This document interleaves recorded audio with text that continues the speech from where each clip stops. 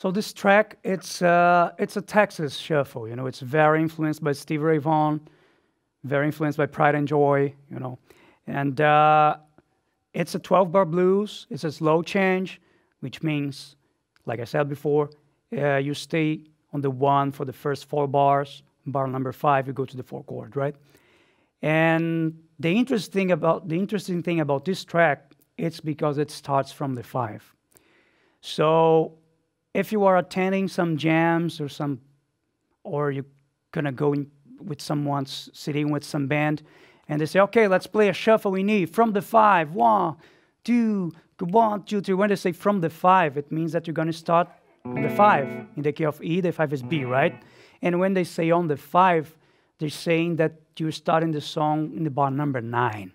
So it's that when you go to the 5 for the first time in the song, which is bar number 9, so we start the song from there. So you're gonna play bar number 9, number 10, 11, turn around, and then we start the song from the 1, right?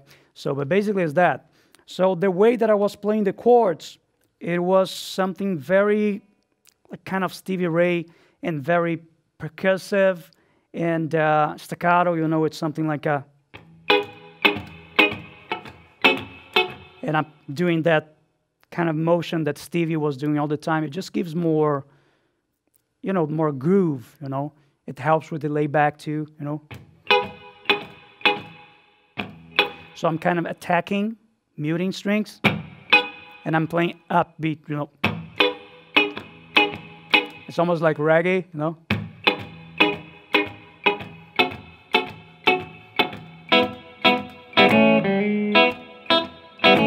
So I do a lot of this too. So.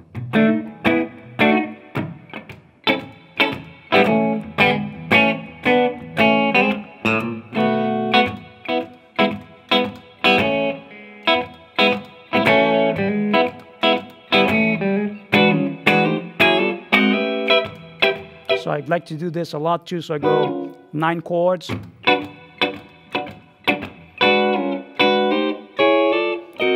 Until the 4.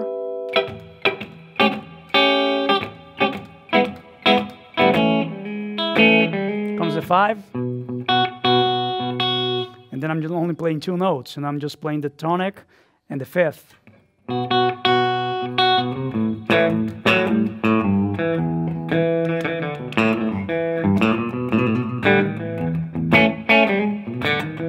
And just creating motives, when you're playing, you don't have to be playing all the time the same.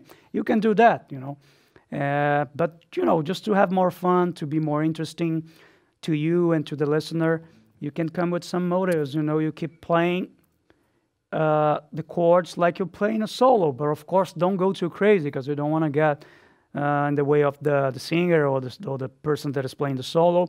But come up with some ideas, like. I don't know, if I would play something like that, I would go like...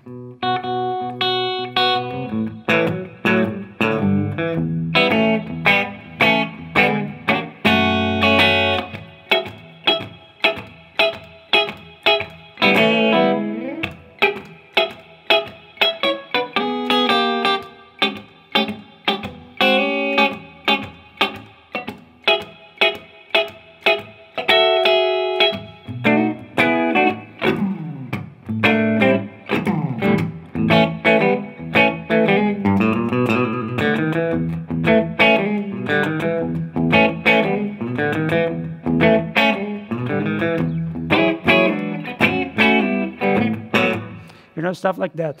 This chord that I was playing here, it's another voicing for the 9 chord, right? So it's C9. So you have your flat 7 here, you have your 9 right here, you have your major 3rd here, and you have your octave or tonic right here. So that's the same chord that Stevie and Freddie King, they were using when they were playing Hideaway,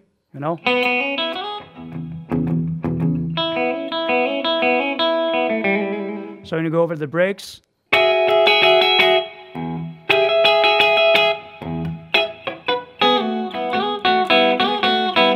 and again I'm playing double stops, So basically that's the chord progression, and that's the way I would approach if I was playing, But be creative. You always can try something different. Just be creative, but don't go too crazy because, of course, we have to respect some of the stuff about the blues. You know, we have to kind of respect the language, be creative, but be traditional at the same time, if it makes sense.